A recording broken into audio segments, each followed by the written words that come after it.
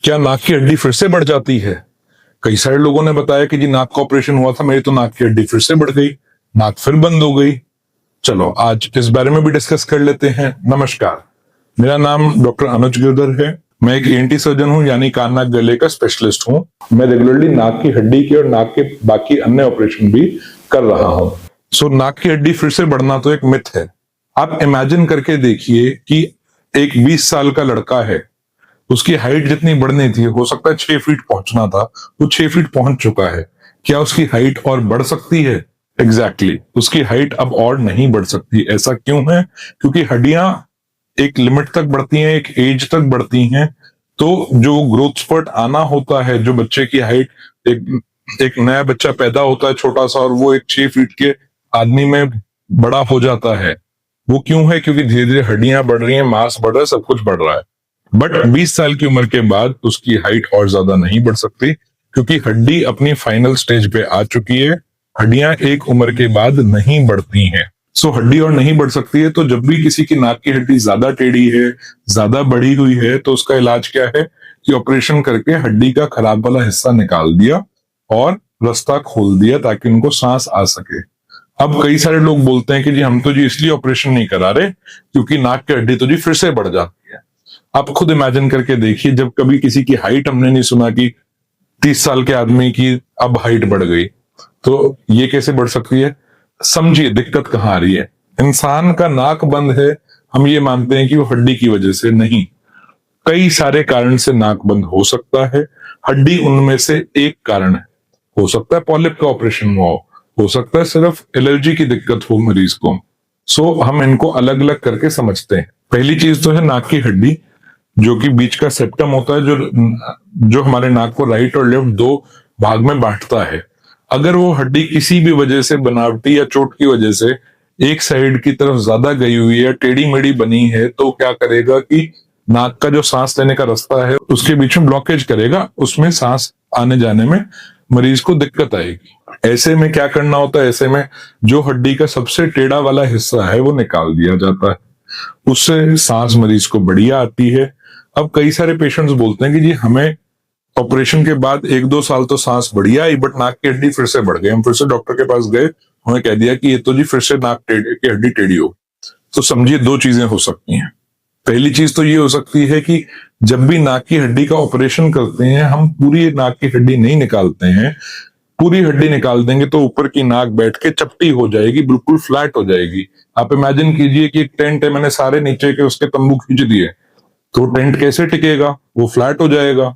इसलिए ऑपरेशन में सिर्फ सबसे खराब हिस्सा, या जो हिस्सा जो एक्चुअल ब्लॉकेज कर रहा है, उसको निकाला जाता है, और ये पूरा एल शेप में हड्डी बचाई जाती है, जो बाहर की नाक की शेप को सपोर्ट दे सके आगे बचे हुए लाइफ टाइम के लिए। जो हड्डी बचाई जाती है वो भी किसी एक साइड को थोड़ा सा जा रही होगी। अब आप एक नए डॉक्टर के पास गए जिसको पहले नहीं पता था कितनी प्रॉब्लम थी ऑपरेशन से पहले, वो आपको बता देंगे नहीं नहीं ये तो हल्का सा राइट की तरफ या हल्का लेफ्ट की तरफ जा रही है। तो एक कारण तो ये हो सकता है।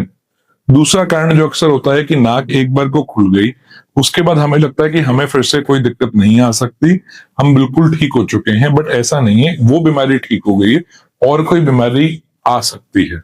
वो ये भी हो सकता है कि हम एलर्जिक थे, हमें नजला था, ऑपरेशन के बाद हमने नजले की दवाई खाई नहीं, और साइड पे जो मस्से होते हैं वो धीरे धीरे नजले की वजह से बढ़ने शुरू हो गए, और एक समय के बाद इतना बढ़ गए कि नाक फिर से रुकना शुरू हो गया। इसलिए अगर आपका या किसी का भी नाक का ऑपरेशन हुआ है, तो उन्हें कहिए कि डॉक्टर को अपने रेगुलरली दिखाते रहें, 6 महीने साल में एक बार, बाद में भी दिखाते रहें। जहां पे भी आपके ऑपरेटिंग सर्जन को, जिस डॉक्टर ने ऑपरेशन किया, उनको लगेगा कि कुछ और करने की जरूरत है, वो टाइम रहते कर देंगे। आप सिचुएशन बहुत ज्यादा बिगाड़ के आओगे तो उनके भी हाथ में ज्यादा कुछ नहीं रहेगा। वो फिर आपको यही समझाएंगे कि देखो अब हालत फिर से खराब हो गई है, अब हमें फिर से ऑपरेशन करना पड़ेगा। तो ये थी हमारी हड्डी के बारे में डिस्कशन, कि नाक की हड्डी फिर से नहीं बढ़ती है। अगर ब्लॉकेज हो रही है, अगर ऑपरेशन के बाद ब्लॉकेज नहीं खुली है, इसका मतलब तो कहीं ना कहीं ऑपरेशन में दिक्कत है, कहीं ना कहीं नाक वैसे ही नहीं खुला है, कहीं ऑपरेशन बहुत अच्छा नहीं हुआ। बट अगर एक बार नाक खुल गई है और बार बार और 6 महीने साल बाद 2 साल बाद बंद हो रही है, तो ये भी हो सकता है कि हम एलर्जिक थे, हमने एलर्जी की दवाइयां नहीं ली, या फिर कोई और बीमारी साथ में आके जुड़ गई है। दूसरी बीमारी होती है पॉलिप्स की।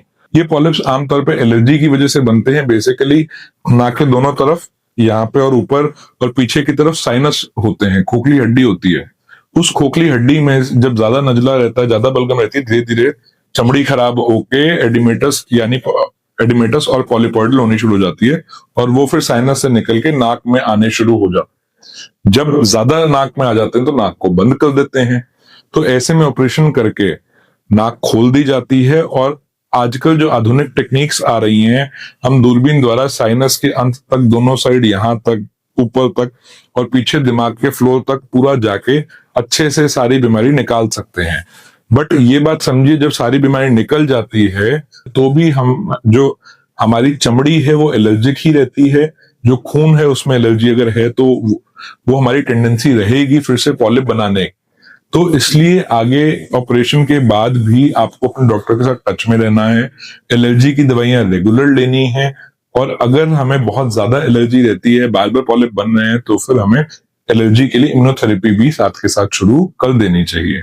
नाक की हड्डी का ऑपरेशन हुआ है और हमें कोई एलर्जी साथ में नहीं है तो आमतौर पे सारी उम्र कुछ करने की जरूरत नहीं पड़ती। अगर साथ में एलर्जी है तो उसका रेगुलर जब भी दिक्कत हो रही है ट्रीटमेंट ले लीजिए। ये थी हमारी डिस्कशन नाक की हड्डी के ऑपरेशन के बारे में, यानी सेप्टोप्लास्टी के बारे में। अगर आपको ये वीडियो काम आया, या आपके आस पड़ोस में कोई है जिनका नाक का ऑपरेशन होना है और वो घबराए हुए वो नहीं करा रहे हैं, तो उनके साथ ये वीडियो जरूर शेयर कीजिए। अगर ये वीडियो आपके काम आया तो लाइक, शेयर, सब्सक्राइब कीजिए। Thank you.